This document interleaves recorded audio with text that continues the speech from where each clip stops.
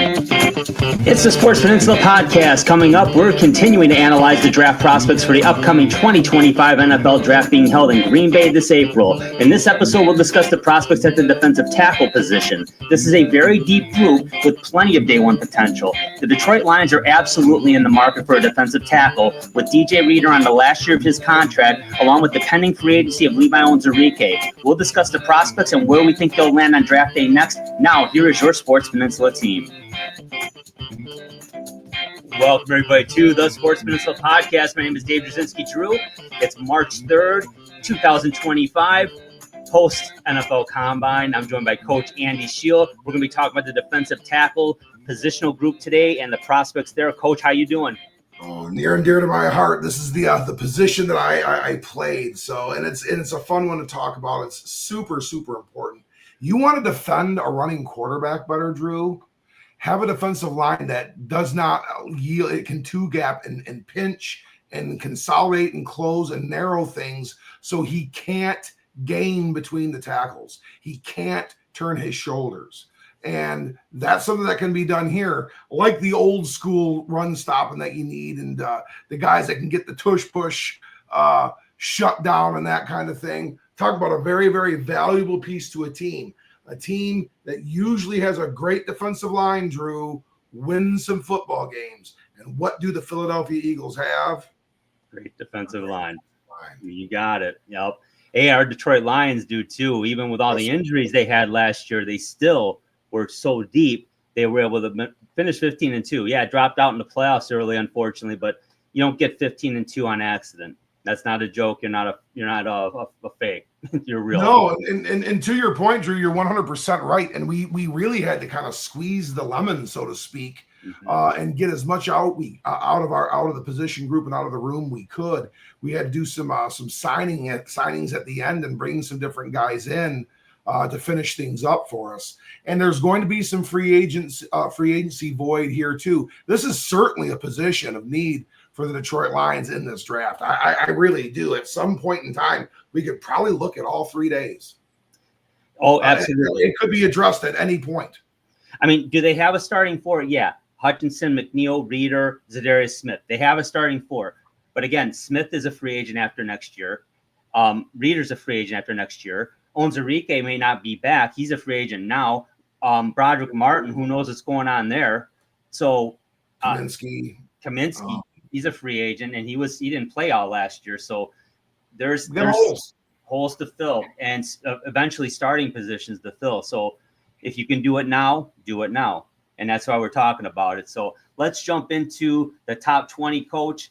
Let's bring them up here. Our top 20 defensive tackles. As always, we start from the bottom right and go up to the left. Coach, take it away.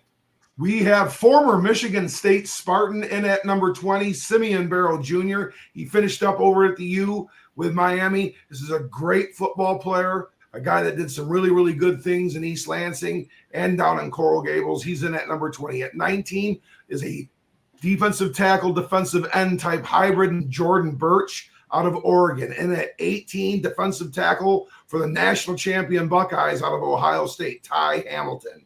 At 17, Tonka Hemingway out of South Carolina, one of a couple South Carolina Gamecock defensive tackles that we'll be talking about today. We have a blue blood here at 16, Drew, out of the University of Notre Dame, and Howard Cross III. At 15, this is a guy that we'll also feature and talk about a little bit, I have a feeling, in the edge position because he's an edge defensive tackle hybrid. That's Shamar Turner out of Texas A&M. And at 15, at 14 is Big Ty Robinson out of Nebraska, hybrid defensive end, defensive tackle as well. He's an interesting prospect for day 3, I think, Drew. Yeah. And at number, 13 is Aeneas Peebles out of Virginia Tech, good-looking player there. And another guy that's a defensive end, defensive tackle hybrid that absolutely skyrocketed himself and some phenomenal work at the combine is Shamar Stewart out of Texas A&M. Somebody that had been talked about a little bit towards the end of day 1, definitely probably sitting there and climbing now here as we move forward a little bit here. In at 11, we have CJ West out of Indiana. Another fine guy prospect of that great Indiana football team. Into the top 10, a guy I think we're going to be talking about here in a little bit as a dark horse, Drew, J.J. Pegues out of Ole Miss. And at 9, Omar Norman Lott out of Tennessee. Another guy that we're talking about, guys that could be talking about on day 2. And they're not even really going to be featured on this. So this is a deep position group. But in our top 8, into the featured group, the first one will be our second South Carolina defensive tackle on our top 20, TJ Sanders out of South Carolina. And at 7, big Alfred Collins out of Texas. And at 6, a Detroit product. And we're talking about the big 6'7", 345-pounder Deion Walker out of Kentucky. Into the top 5, another Detroit area prospect and another former Michigan State Spartan, Derek Harmon out of Oregon. At 4, phenomenal player here, and this is a guy we might be talking about wearing Honolulu blue and silver, and that's Tyleik Williams out of the national champion Ohio State Buckeyes. Our top 3, 2 of which I think any Lions fan should salivate.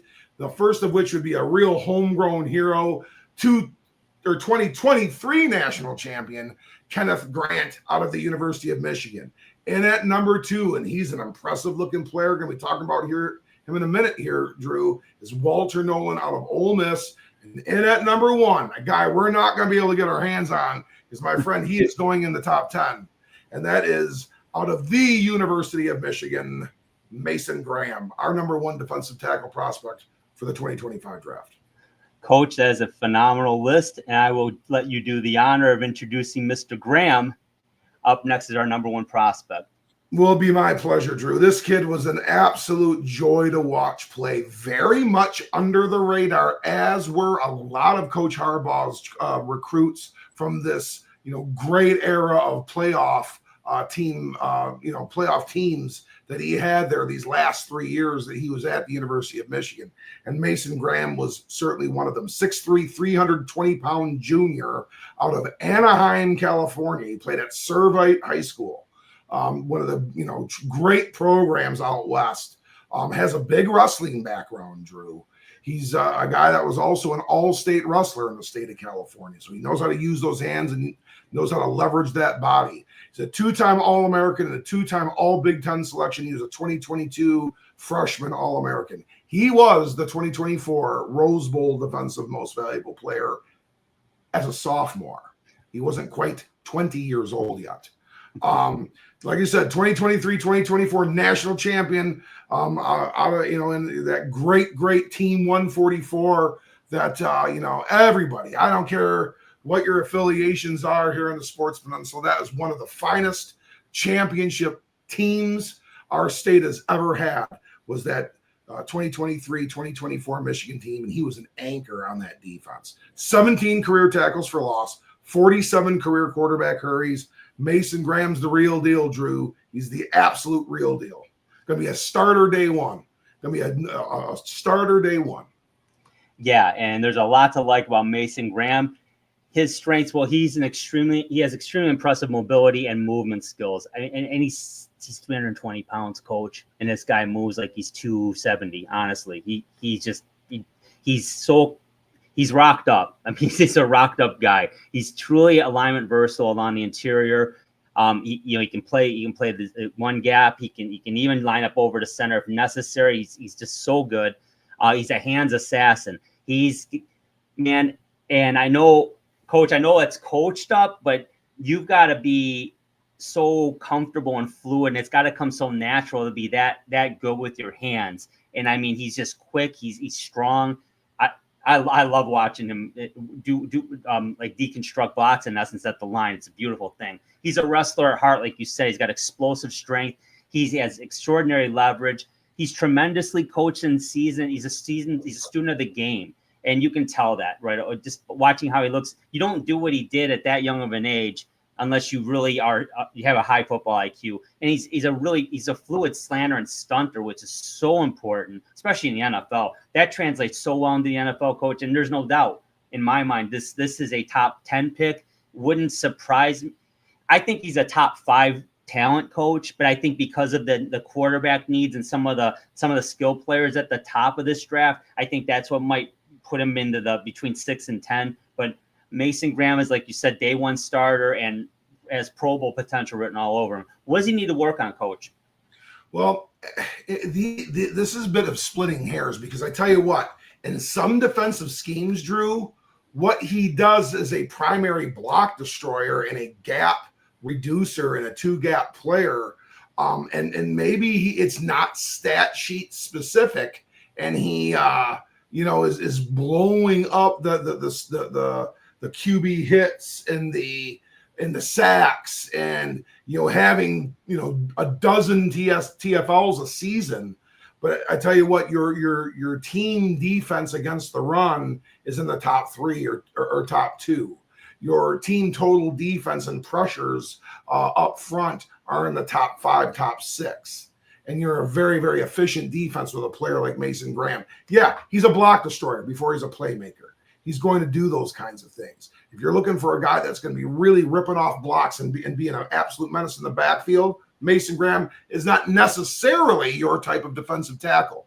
But if you want to win and play great defense and get to play in February, Mason Graham is your type of defensive tackle. And, that's more getting back to the strengths. I can't do this. I got to talk about weaknesses, Drew. That's my job. So I'm going to get back to it.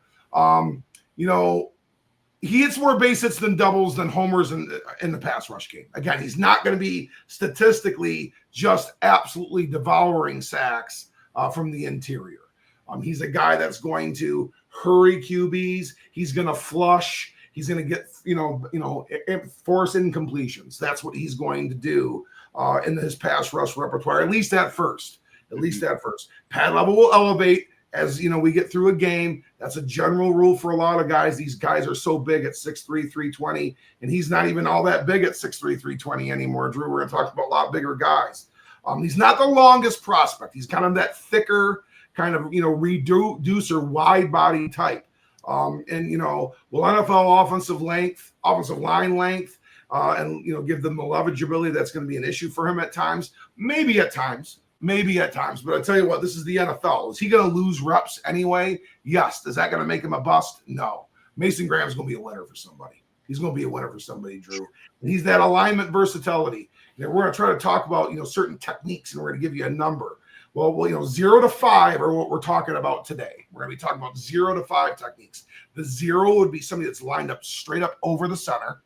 Okay. And we head on out, and there's all sorts of fractional numbers we could get into, but the 5 would be somebody that would be on the outside eye of the offensive tackle. So Mason Graham is a guy that can line up from head up the center to outside eye of an offensive tackle. Folks, he can span the whole interior line. This is a guy that you center your defensive line room around. I would love him in Detroit, but yeah, no way he's going to be there at 28. No way. Maybe you're free agents 5 or 6, 7 years down the road. Exactly. You got to love Mason Graham. And that's not in-state bias either. This guy's the real deal. And I loved his answer at the Combine when he was asked about, I forget exactly how the question was phrased, but he's like, just watch the Ohio State game tape and you'll know what I'm all about. And it's like, yeah, I think it was something like, is there any certain games that come to mind as ones that, people should watch, and really getting a feel for the kind of player you are? You can always throw the Ohio State game in. He said something like that. It was great. So beautiful. I heard what you heard too. Let's talk about our number 2 prospect, and that is Walter Nolan out of Ole Miss. The defensive tackle is 6'3", 305-pound junior. Coach is our number 2 prospect. It's a 5-star prospect from Powell, Tennessee. Ran a 4.95 40. He transferred from Texas A&M. Had 11 tackles for loss and 5 sacks in 22 games for the A&M Aggies. In 2024, he's All-American for Ole Miss. He's also All-SEC. He has 25 career tackles for loss and 46 career quarterback hurries. So, Coach, Walter Nolan gets after the quarterback, and there's a lot to like about Walter Nolan. Let's talk about it. Transferred from Texas A&M. On our top 20, we have Shamar Stewart. We have Shamar Turner. We are going to, when we go over edges, we're going to feature Nick Scouten as a guy that's probably on the Lions list too. That's very possibly. That's 3 Texas A&M guys. And now a former Texas A&M player and Walter Nolan. That school did some recruiting a couple years ago, Drew. He's another one of these guys that's truly alignment versatile. He can line up from that 0 technique to that 5 technique, like we were talking about with Mason Graham. He can do the same thing. He has the athletic talent and the football talent to do so. He's a competitor. He's got that high running motor. He's a very engaged competitor. He's going at it, and that's the mentality you have to take when you play defensive line at the highest level or at any level. It's a very passionate position, and he brings it every rep. Relentless plan executor. I mean, he is working rips, working arm overs, twisting, getting himself skinny, flipping hips. All the little technical little nuances. Kind of, we saw like an Aaron Donald is a processor extraordinaire. You got a guy like Walter Nolan that works that way. Not calling him Aaron Donald, but he tries to work and operate that way, which is a good way to be. Extremely physical, very violent hand puncher and hand striker. He's another leverage warrior like Mason Graham. He's going to get underneath pad level. You can see it right there. That clip as he goes to pursue, Nussmeier against LSU. You can see him get under. He's underneath and working underneath the block. That's leverage. He's got leverage on that blocker in that photo right there. And he's ripping with that left arm. He's ripping underneath it and fighting through, and gonna probably get a shot on old Nussmeier there. Great quickness and explosive get off. He can really come out of a stance and burst. Highly disruptive reputation as a defensive lineman in the SEC and 2 different schools. Really came into his own with the Rebels here at Ole Miss, but really had to set that foundation with all that other talent down in College Station, Texas beforehand. Really, really intriguing prospect, one of which has been talked about with the Detroit Lions. He has been linked to somebody that the Detroit Lions were very much familiar with, and a guy that you could see. There's some things to work on, Drew. Does Walter got some things he's going to look at? Yeah, a little bit, but I'll tell you what, he's a top 10 talent, and I'm glad the Lions are talking to him, but I'm not sure how they're going to manage to get him. I'll be honest with you. I just don't think he'll be available. But man, he is something else. But does need to work on some things. We talked about pad level. We've talked about it a lot with a lot of the linemen we've talked about. Gets a little too high too often. So that's less about fatigue and more about technique and just maybe a little more discipline at that. And that's something he can work on. You think a guy like Walter Nolan can be coached up in that? Oh, yeah. That's something you can refine. Definitely. Pad level is definitely something that you can improve. So, again, it's something he has to work on, but, it's something he's proven. The guy's a winner, and he's a great football player. He will get it. But it is something he has to work on right now, and it's something that's showing up on tape. So it's definitely needs to be mentioned. He's freelance from scheme responsibilities at times. We've seen this all the time, Coach. The older you get and the higher the level you play at, the less you can do that, and that's a mindset, and it's certainly something that can be broken. But at the end of the day, any player has to do their job. And don't try to be a hero necessarily all the time. But that's something Walter Nolan needs to work on. But he has the ability to be a game changer, and that's where the temptation comes in. So that's just something he's going to have to be a little more disciplined, more fundamentally sound. He's not a long prospect. Neither is Mason Graham, though, like you said earlier. He's not as good of a hand fighter as Graham. So that's something there. That's what really that's a big thing that separates Mason Graham from the pack, in my view, and I think in yours too, Coach. His technique and gap discipline is a must for him. So again, you stop the freelancing, you solve that problem right there. You become gap disciplined, and you have to do that and stick to it. And I think he will do that. And he may need a little grooming under fire. So it's possible he's more of a heavy rotation guy versus an instant starter. But I think he's got the talent and ability to be an instant starter, Coach. And I think in the right situation, he absolutely will flourish. I love Walter Nolan. What I like about most of the things we talked about, what he needs to work on, that he can work on them and get better at. Any thoughts on Nolan before we move on? Yeah, I mean, he's gonna take some hard falls while he's cutting his teeth a little bit, because he's gonna play an awful lot. He's too talented not to, and he is going to be rotational. They're gonna have to hide and protect him a little bit to get some of these these nuances worked out. He just plays a little bit more raw than what a Mason Graham plays like. Very, very similar play style.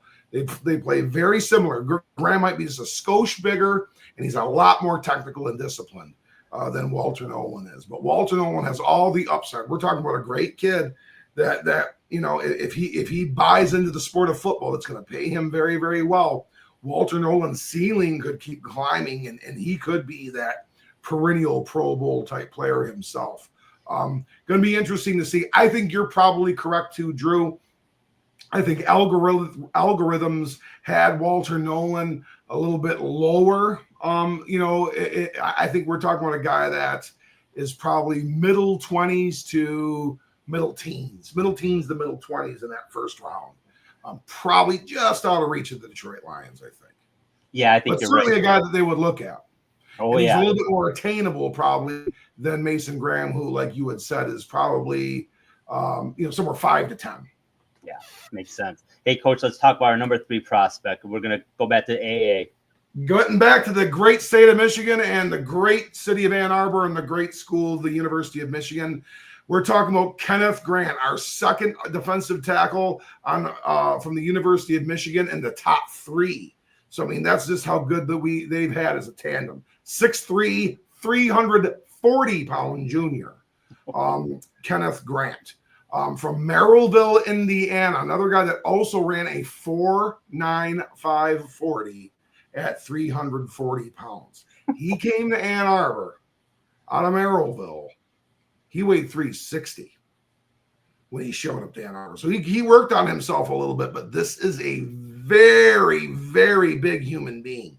2024 All-American, 2-time All-Big Ten selection. He was a part of that national championship team from a year ago. 12 career pass deflections. So he's very, very active as a pass rusher, maybe not necessarily hitting home and always getting the hurries, although he has 40 career hurries himself. But he has 12 career pass deflections, so he's very active at the line of scrimmage. 17 career tackles for loss and sacks combined. So he's done some things in the backfield. Kenneth Grant Jr., Drew, is not leaving the first day of this draft. I agree, and I think he's definitely in play for the Lions. Although I would be pleasantly surprised if he's available at 28. To be honest with you, I think that much of him, but he could be. And the more quarterback needy teams, or maybe receiver or running back needy teams pick above them, guys like Kenneth Grant start falling back to you, and that's a beautiful thing. Falling back in the first round, mind you, he ain't leaving the first round. I agree. His strengths, though, he's an excellent special teams defensive lineman. So folks may say, "Oh, well, big deal." Well, it is a big deal because you're on punt coverage, and you're blocking for punts, you're blocking for field goals and extra points. That's huge. And but what I like about Kenneth Grant, like you said, he's so active. He's seasoned and well coached. He's a product of that Michigan defense. He's shown it. He's grown every year. In terms of maturity and football IQ, he's reduced his size, like you said, Coach. He's dropped 20 pounds, which is beautiful, which shows he's working, and he's maintained that. It hasn't been this up and down yo-yo thing. It's gotten down there. He stayed pretty solid there. He's a natural run anchor inside. Gets a lot of big reps against big offensive line prospects in big games. He's played in playoff games. He's played in a national title game. He played against Alabama in that the Hall was that, but not the Hall of Fame Bowl anymore. What's it called now? If you're sponsoring it, the Citrus Burr. I don't know, the USAA Bowl. I don't know. Against Alabama. I mean, but he's faced there you go. He's faced very stiff competition in the Big Ten as well as in playoff games. He's seasoned. He's elite and unmatched. He has elite and unmatched athleticism in this class. With his size and athleticism, I mean, he's a marvel. He has extremely active hands, and he has great pass reaction, hence the blocks. That's huge. Like you said, Coach, even if you don't get home, if you're disrupting the quarterback and you're forcing bad throws, you're deflecting passes, we've seen that. That's huge. You can't beat that. And also, when I'm talking about special teams, though, you're lining up your with those active hands, blocking field goal attempts, getting penetration, allowing guys to get in and block punts. Kenneth Grant's just he's a special player. He really is.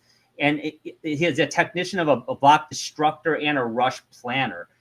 I like that because he's not a one-trick guy, but he's definitely systemic in what he's going to do. He's going to destroy the block, and then he's going to plan the rush. That's nothing wrong with that. What I like about him too is he's very good in the run game too. Kenneth Grant is so good. There's two guys ahead of him still, and that just speaks how deep this defensive tackle class is, Coach. I love Kenneth Grant, and I would love him in Detroit. Not sure he'll be there as an option, but maybe they can move up like they did last year to get Terry and Arnold. I don't know, but Kenneth Grant's a good one. What does he need to work on? Well, he is a great block destructor, but again, we're not talking about the longest prospect. He doesn't play with the greatest leverage sometimes. And some longer, real good defensive or offensive tackles, rather, and long guards have taken him on some rides, and he can get reached, and that's a no-no. You can't have that. That is something that the outside zone and the stretch play and a lot of the RPO type stuff all has that kind of block scheme to it. So, I mean, you've got to be able to be good at that blocking that blocking scheme, or else you're going to be penned inside the defense, and you'll be no good to anything that's really attacking towards the perimeter. Something he's got to work on, or it's going to limit where he can be lined up on the field. Got to keep that pad level getting lower. I mean, again, he's another guy. He's a big guy, 340 pounds. You're going to get a little higher in your pad level, but he's got to probably work on that as a refinement in the way he comes out of his stance as well, too. He needs to win to get off. That's got to happen. If he does not win, if he does not win, getting off on out of his stance and into his blocker, he is going to have trouble. He's going to get taken for a ride. He's going to get lifted. He's going to lose leverage. He's going to be a problem, and it's going to be a problem for him. So that's where he has got to be and hey, he could play in his 12th year, be the first guy getting off the ball still. So that's something that he's just got to pride himself in. He's a streaky playmaker. There's going to be sometimes he's going to make huge plays. Oh, Kenneth Grant's brilliant. And then you won't see him again for, he'll be out there doing things, but he won't make another play again for 2 weeks. He can be a guy that, becomes a little bit more of that block destructor. He needs to develop more of consistency in his punch placement, because his hands can get a little bit all over the place. And what that's just going to cause you to get blocked. That's just going to cause you to get blocked if you're a little inconsistent there. The heavier he gets, the slower he gets, the worse he is off the ball. The worse he is off the ball, he's not as effective as a player.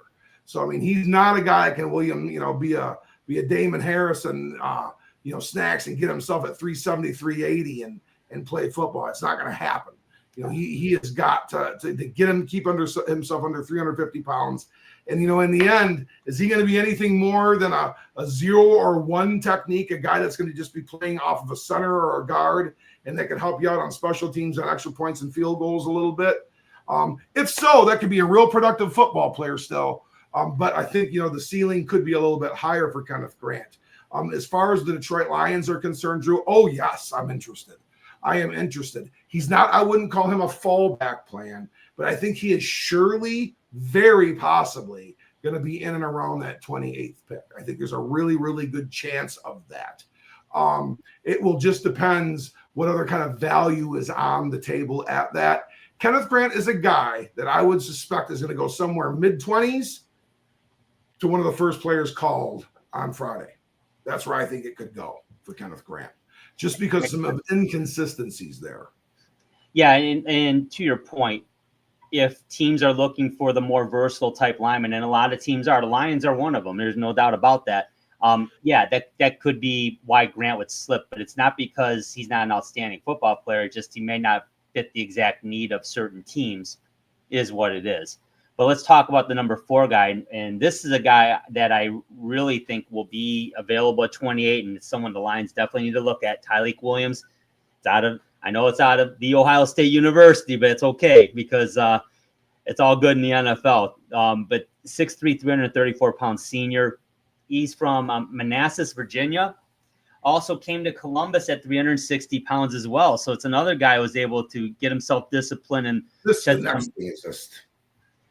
Yeah, a 4.6, 840. That's outstanding. That is outstanding, and it jumps off the page. To be that big, that strong, and that fast, look out. 3-time All-Big Ten player, 2-time All-American, 2022 freshman All-American, part of that national championship team this year for the Buckeyes. He has 27 career tackles for loss, 11.5 career sacks, coach, and 10 career pass deflections. Tyleik Williams is a special ball player. Let's talk about what you like about Tyleik Williams. Little bit more prolific of a playmaker, as we're talking about, than we've talked about maybe with a couple of other guys. He has near superhuman quickness and speed. Yeah. I mean, it is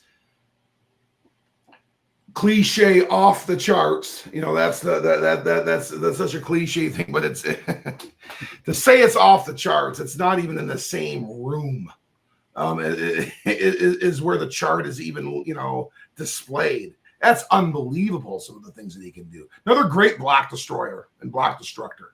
So these guys are all very technical, craft-oriented defensive tackles. These are not guys that are just flying upfield looking for footballs and guys that are just trying to make plays in some freelanced, you know, uber mode or uber competitive mode. These are highly coached and great football players. They're going to stay true to it. I mean, really, they are. I mean, you know, there's only so much freelancing that even happens out of this position. Tyleik Williams is not a guy that's very guilty of that at all. Great anchor and base. You can see it right there. Real thick leg guy, real trunky kind of midsection, you know, real good run anchor. He's got that devastating strike, you know, heavy puncher, heavy-handed, strong, really knows how to throw those hands and devastate a blocker that way. He does play the reach well. We talked about a couple of Wolverines that may struggle with that block every now and again, especially the guy we just talked about. That's something Tyleik Williams does very, very well. He's a very bullish, tough competitor inside. He gets interior football play and how violent and physical it is and how you have to keep your shoulders square. He gets it, and he knows how to do it well. He's also alignment and scheme versatile. You know, he is. He can move around the formation a little bit. The Buckeyes did it. I think he's a little more successful the further in he is, perhaps as that 3 technique inward, 3, 2, 1, 0 in that general area, and the different eye techniques that there are inside of that. He definitely, you know, is probably most successful there, but he has got some versatility. He was a big time run stopper in college. He was a big time run stopper for the Buckeyes, and a prolific one at that. Drew, he is number 4 for a reason. What are we talking about with Tyleik that he's got to get figured out? Yeah, you're right, Coach. And he can over pursue and sometimes jeopardize scheme integrity. So again, another guy that's athletically so gifted, they sometimes he has freelanced a little bit. Yeah, and you know, and you can see he's a capable guy, obviously, but in the NFL, that'll kill you. So you've got to have scheme integrity. You got to hold your gap responsible and maintain that scheme integrity. It's very important. He's shown somewhat of an inconsistent pad level. So again, it's not necessarily because of fatigue. Again, we're talking about big guys, but it's a little inconsistent. So it's more about you know, fundamentals and sticking to, you know, always being, you know, disciplined. And I think that's something he can work on, something he can be coached on. He can get caught hanging on blocks a little bit. As strong as he is and as fast as he is, that kind of surprised me a little bit. But you can see it on tape, and again, something he needs to work on. He's almost a full-time bull rusher, so he's got to develop a little bit of a nuance to his game. I'll talk about that in a second here. He needs to develop a pass rush plan to be a 3-down lineman in the NFL. I don't doubt Tyleik Williams can start immediately, but I have doubts whether he's going to be the guy on 3rd down that you want out there. But 1st and 2nd down, 4th down all day long. Is he just a run plugger long term? Again, time will tell. But at the end of the day, Coach, if Tyleik Williams is just a run plugger with that athleticism, we may be, you know, he reminds me, he's bigger, I think, but he reminds me a lot of Aleem McNeil in terms of what he's physically capable of. He's a little bigger too. A lot to like about Tyleik Williams. I would love to see him in Detroit. Me personally, that's the guy I've kind of been looking at. He's special, Coach. Yeah, and his floor, you know, if you're telling me that Tyleik Williams, you know, barring injury, at the very, very least is going to be DJ Reader. Yeah, I think you would sign up for that all day long. That is a fit for the Detroit Lions. It'd be, you know, a guy that could take one of those depth role positions and really make the defensive line more robust in his rookie year, just to become the starter in year 2 when DJ Reader, you know, probably leaves via free agency or flips roles and signs like a 1 year as a depth piece to try to finish things up. That's a very likely scenario. And I do think there's some things to like about Tyleik Williams' play as compared to Kenneth Grant. I think Kenneth Grant plays even a little stronger, and I think has a little bit I guess connection to block destruction and that kind of thing, and definitely very scheme oriented. I think Tyleik Williams could be a little bit more dynamic, but Kenneth Grant does make his plays. He can make some things really, really impressively. Tyleik's going to hunker down. He's going to hunker down. He's going to hunker down. He's going to hunker down. And, that could limit him in the NFL a little bit. I tell you what, though, Drew, I think you're right. I think of guys that you want the Detroit Lions to look at. I have mine, too, in different other position groups. For me, it's Jihad Campbell as a linebacker. If we're going to talk about the defensive tackle position, I like your call as well here with Tyleik Williams. And again, it's because I am very confident he'll be there, and he's just a very viable option at a position they need. So, let's see what happens on. He's a fit at 28. Absolutely, Coach. Let's talk about 60. Oh, definitely. He goes there. We've seen stranger things have happened, right? But I don't think that'll happen. But yeah, we've seen it. Let's talk about our number 5 prospect, Coach. Yeah, we're talking about Derek Harmon. We're not leaving too far here, Drew. He's from just down the road. Yeah. 6'5", 310-pound junior from Detroit City. He is a Detroit native, played at Loyola High School. So he's a product of the Catholic League, the smaller division, which doesn't usually produce a lot of high-level prospects, real good football teams, but not a lot of high-level prospects. But Derek Harmon certainly is one of those prospects. He is a transfer from Michigan State University. He was a Coach Tucker recruit and was part of Mel Tucker's Michigan State Spartans tenure. And he was a highly successful player there, playing in 28 games for the Spartans, and was a freshman All-American at MSU. So Derek really got off the ground. Wore number 41 for Michigan State. Kind of was a unique, play. He was headed in this direction, obviously, while he was in East Lansing as well. Transferred to Eugene, Oregon, and was a 2024 All Big Ten player for the Ducks, and started for them and was a highly productive and disruptive player. We're talking about a guy that had 17 career tackles for loss and 72 plus career quarterback hurries. So this is a guy that has been very, very much in the backfield, and he is a very, very productive pass rusher. Drew, talk to us about Mr. Harmon's strengths. Lots to talk about here, Coach. And the first thing is he processes and destroys blocks very well. Almost a necessity. I would say it is a necessity to be a successful high-level defensive tackle in the NFL, and Derek Harmon has that. He has a big-time anchor, and he's a power striker inside. He's really tailor-made for college 3 technique, and there's no question about that. It's all over the tape. He's a big-time bull rusher, and he's been that way in the Big Ten. He didn't leave the Big Ten. Oregon's in the Big Ten. In case of you're like, you're crazy, there's still that Pac-12. Well, sort of. But anyways, yeah, it's just strange to me still. But Derek Harmon. He never left the Big Ten. Derek Harmon, he always was in the Big Ten. He's always in the Big Ten. Very good awareness inside, football IQ, right? Feels and attacks blocking schemes very well. So again, he's able to recognize and is able to destroy blocks. That's so critical. So not only is he physically gifted, but he's also a very smart player. Big, strong, heavy-handed inside player. And Coach, he's super competitive, and he's a block battler. He's got a great motor. So much to like about Derek Harmon. I like the 6'5" height and being over 310 pounds and being that athletic. It's great. What's he got to work on, Coach? Well, again, it's really not a weakness. He's a guy that, is a fan of defensive line play and a coach of defensive line play. Being a block destroyer is a good thing. That's a very good thing.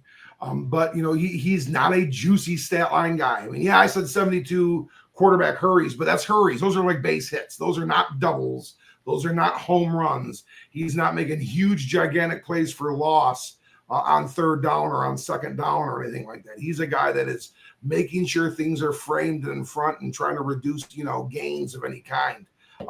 He's worth his weight in gold for that. However, he's not going to make as many plays as maybe some other guys will. He's prolific in creating hurries, but he does not hit home very much. He like I said, he's kind of a singles hitter. And, hey, I mean, every lineup needs a singles hitter. But if you're a lineup of singles hitters, you're going to struggle producing runs. And what that would mean in football, getting back, in the football is you're going to have a hard time getting off the field on third down.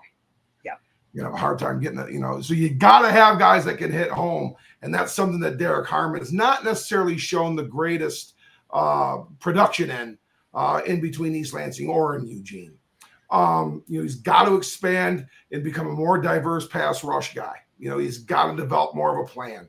He's got to be more technical. He's got to work on this. He's got to work on a repertoire. He's got to become comfortable at it, and he's got to be able to apply it and execute it, because you can't just bull rush all day long in the NFL and think you're going to be very successful. That's just not the way it works. Also can struggle with his high get off. He can come out of his stance high and kind of be a little upright. That he's going to get taken on a few rides if he does that. You want to line up in between Mr. Zeitler and Mr. Sewell and do that. Well, you might want to try that. That might be something that you think you can get away with, but it also might be something that gets you for a long ride and on your back eventually. So that's something that's going to have to be a part of his work as well. He's got more of a whiff rate than some of the other defensive tackles, which means he misses tackles, which it's not a high yield tackle position. But I mean, if you get tackle opportunities, typically as a defensive lineman, that means somebody ran into you. Usually that's what that means. And if you're not finishing those kinds of tackles, that's something you got to improve upon. You got to take what's given to you too, especially if someone's going to run into you. He can cool off and be kind of a hanger for, and hang on blocks and kind of ghost away and just kind of play the game and go through the motions a little bit when he tires a little bit. So I think he's a rotational piece. This is somebody that's, definitely grows higher and slower the more sustained reps he gets. That explosiveness does draw back. It does for almost all players, Drew. It does for almost all players. But I see Derek Harmon as a rotating guy well into that rookie deal. Could Derek Harmon be a starter? He absolutely could. I think he's a rotator. I think this guy gets into day two very early. I think he's a second-round pick, but I think he gets into day two. Yeah, he ran a good 4.95 40 at the combine. It'd be 6'5", 310. Impressive. Not the 4.65 that we talked about with Williams, but very, very serviceable in that respect. So yeah, very Sean Robinson. Sean Robinson, like a pro football player, but maybe not the most dynamic. Exactly. That's a great comparison, Coach. Great comparison. All right, the number 6 prospect on our list, and man, I like this guy, Deion Walker out of UK, University of Kentucky, 6'7", 340 pounds, and he's a junior. Just look at that picture right there. That's a big, big man. That is a big man. He's a native Detroiter, like you talked about, out of Cass Tech. 2-time team captain, 3-time All-SEC, All-American in 2023, freshman All-American in 2022. He has 22 career tackles for loss, 15 career sacks, 12 career pass deflections, and 77 career quarterback hurries. Coach Deion Walker gets it done, and he gets it done in a big way because he's a big man. He's a big man. Let's talk about what you like. Yeah, so this Cass Tech technician is a seasoned battle-tested veteran out of the SEC. He's played a lot of football. He went down to Lexington for a reason, because it was going to get him on the field early. He had opportunities to go to Columbus. He had opportunities to go to East Lansing. He had opportunities to go to Ann Arbor. But in the end,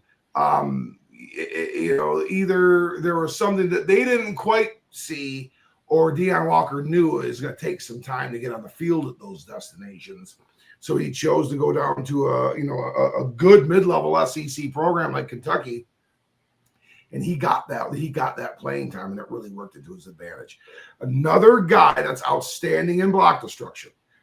We've talked about 5 guys that are exceptional at destroying blocks and reducing plays, and he's another guy that does that. Brings tremendous power in his bull rush technique.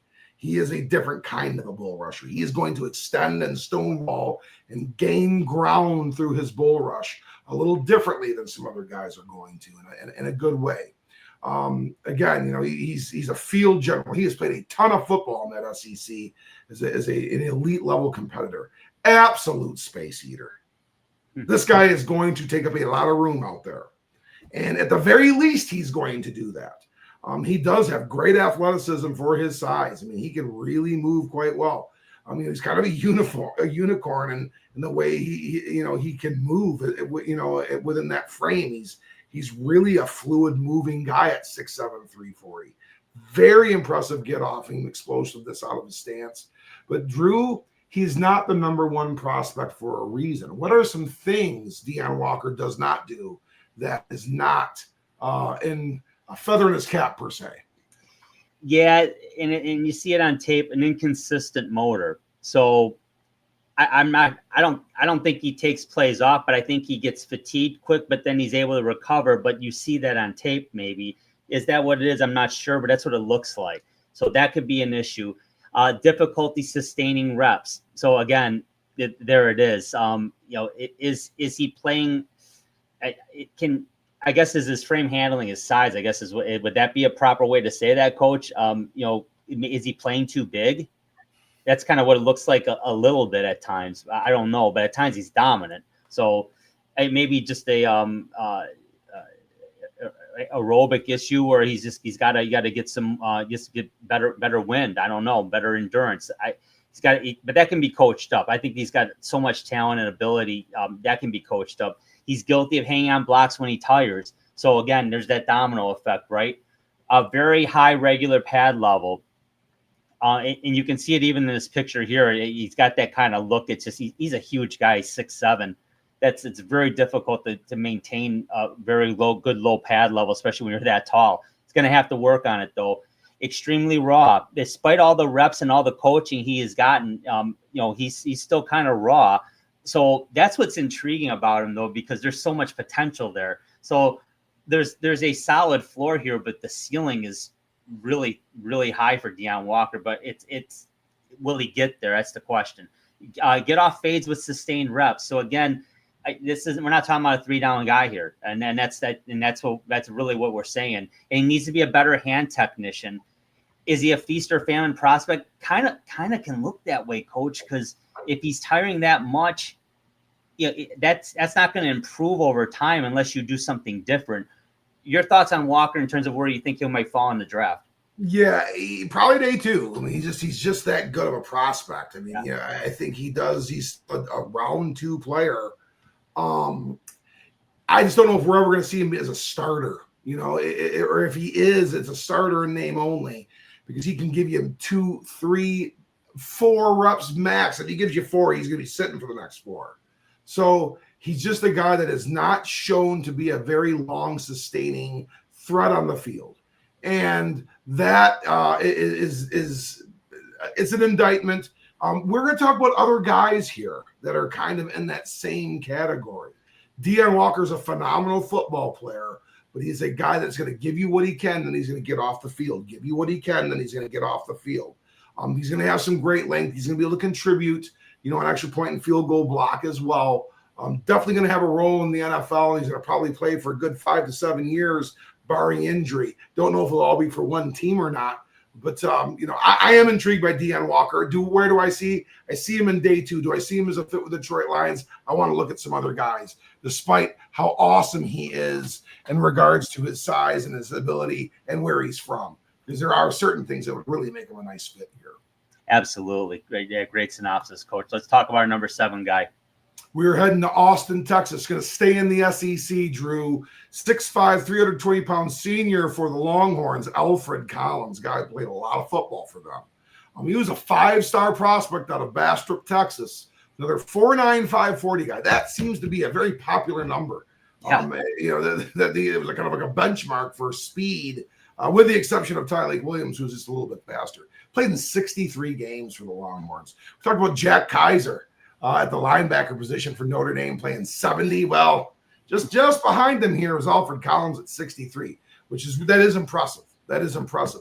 He was 2023 2023 All Big 12 and 2024 All SEC. So he's one of these guys that's gotten to be an all-conference player in both Power 5 conferences. He's a 2024 All-American, 18 career tackles for loss, 13 career pass deflections, so another guy that was active in the pass rush, with 45-plus career quarterback hurries. Alfred Collins, exceptional football player from an elite program. What are some more factors about Alfred that we should know about here, Drew? Yeah, lots to like here, Coach. Tremendous run anchor. Has outstanding discipline and integrity. Fits within the scheme. He fits within the scheme, and I like to hear that, and I like to see that on tape.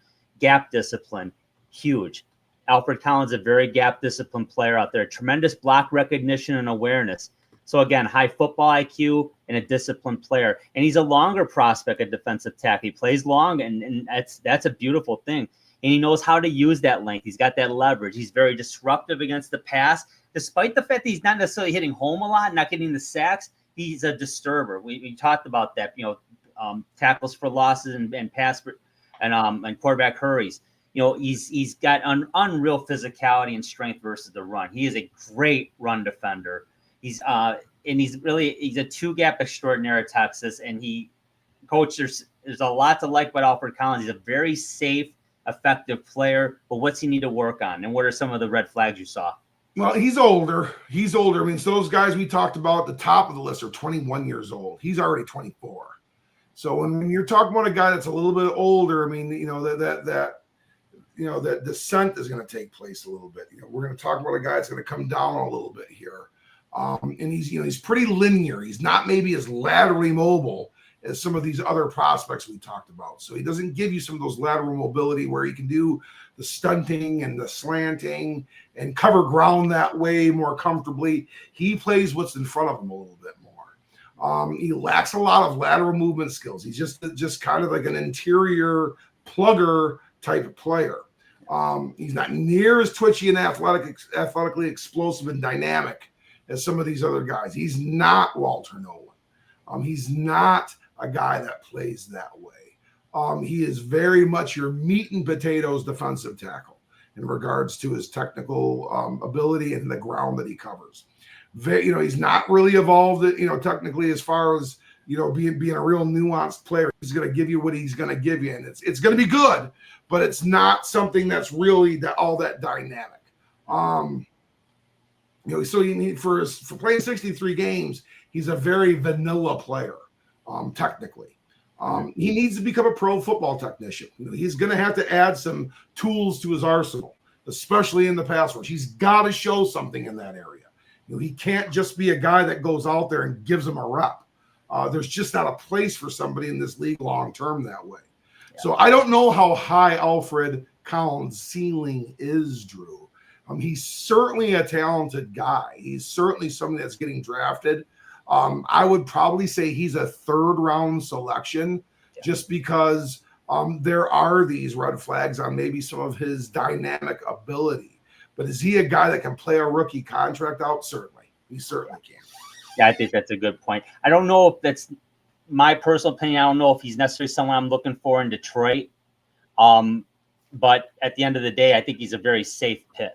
And if you can get him late in the third round, they're picking at 103rd. If they don't address the position before that, which would surprise me, he's in play there, I would think, at least. He may go a little higher than that. We'll see. Our number 8 prospect right now, TJ Sanders, the defensive tackle out of South Carolina, the Gamecocks, 6'5", 300-pound junior. Coach, he's from Marion, South Carolina, so he stayed at home. Guess what his 40 run time was? 4.95. There you go. Yeah, there were several players that posted that number. Hey, and I love it. If you're 300 pounds and you can run a sub 540, you're all right. You're all right. A 9.4 broad jump. That was impressive. South Carolina Player of the Year in basketball in high school. So this is an athlete here, and a 2-time All SEC player. 2024 SEC Interior Defender of the Year, 2024 All-American, is a highly decorated defensive tackle, 17.5 career tackles for loss, 15 quarterback hits in the last 2 seasons, 43 career hurries, and 12 career pass deflections. Coach, TJ Sanders is he disturbs things in the passing game. What do you like about him? He hits those extra base hits in the pass rush. He hits some of those extra. He's a doubles, triples homer guy. He's got great get off and explosiveness out of his stance. High level success against high level competition in the SEC. It's an elite caliber athlete. He's alignment and scheme versatile. He's a longer, leaner defensive tackle. So we're talking about a guy that's going to be 3 to 5. I think that's where you're going to want to see him play a lot of his football in that 3 to 5 technique range. Like I said, he's in very impressive out of multiple alignments. He's got that basketball athletic ability. He's very fluid mover, very, very, very good with his hands and moving, like ripping through picks and getting open and getting that good post position. He shows some of that capability. He's an excellent pass rusher first. But he does have a heavy anchor when challenged. They ran at him too, and he certainly was very, very productive that way. He's a good hand technician. We're talking about a really functional, a real strong, high functional athlete. One of the better athletes in the position group, Drew. Very, very athletic guy. What are some things that aren't quite in TJ Sanders' corner?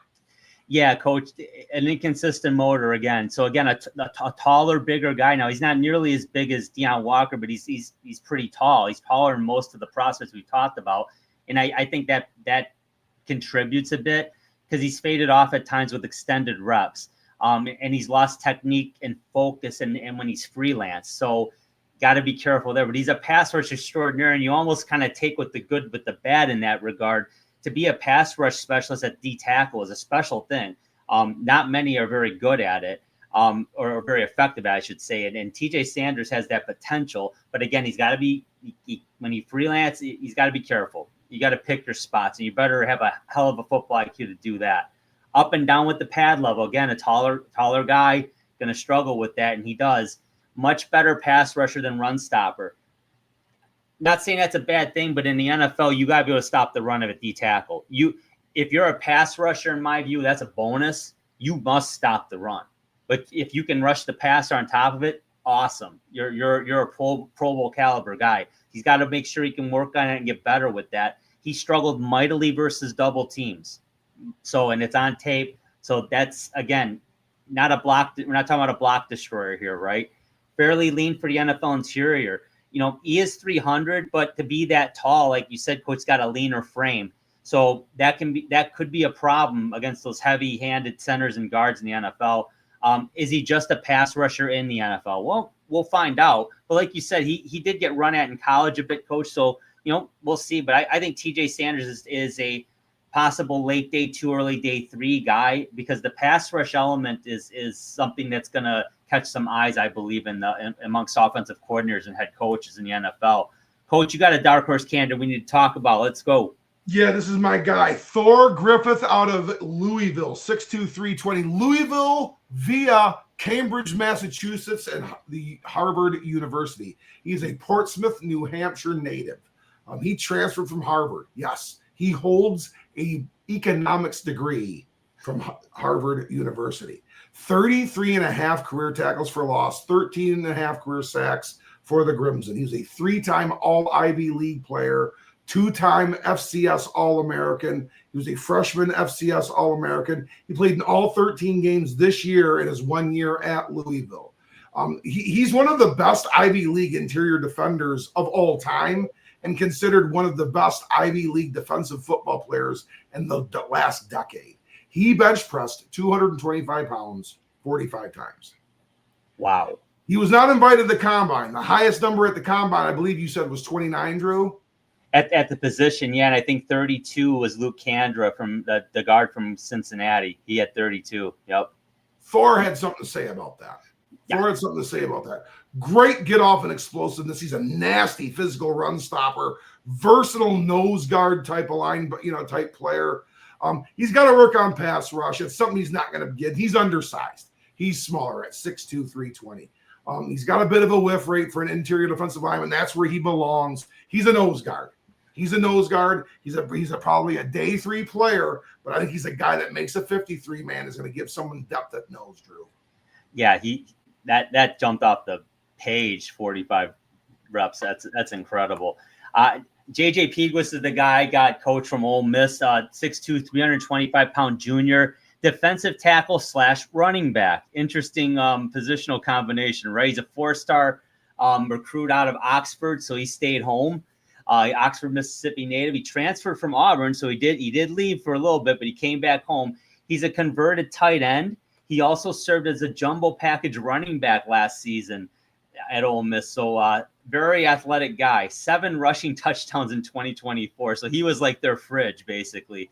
He was the 2024 Chucky Mullins Award winner. He was also a 2024 All-American and All-SEC defensive tackle. 29 career tackles for loss, 13.5 tackles for loss last year alone. 8 career offensive touchdowns, coach, and 50 quarterback hurries.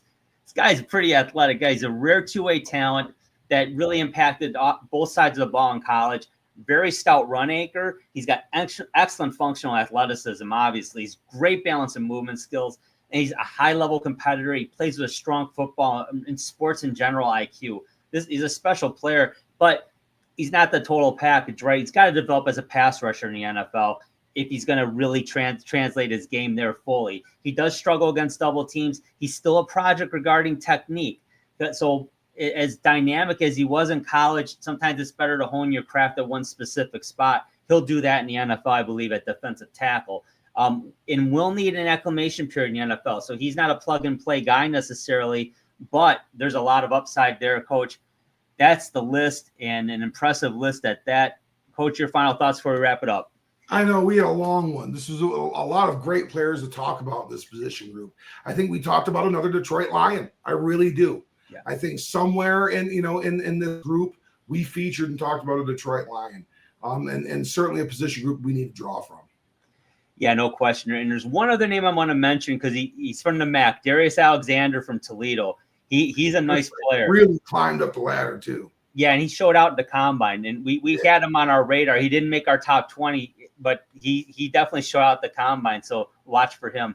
Thanks, Coach. Beautiful job as always. Thank you, everybody, for watching. Thank you for subscribing. Don't forget to do that. Don't forget to like the video. Content every week coming your way.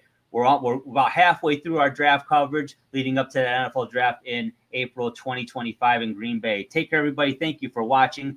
We will talk to you soon.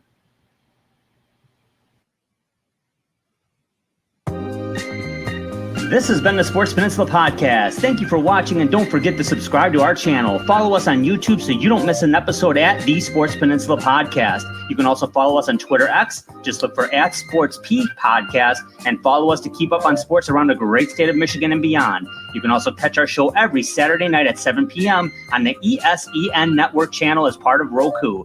When you want to hear all about sports in the great state of Michigan, there is only one Sports Peninsula Podcast.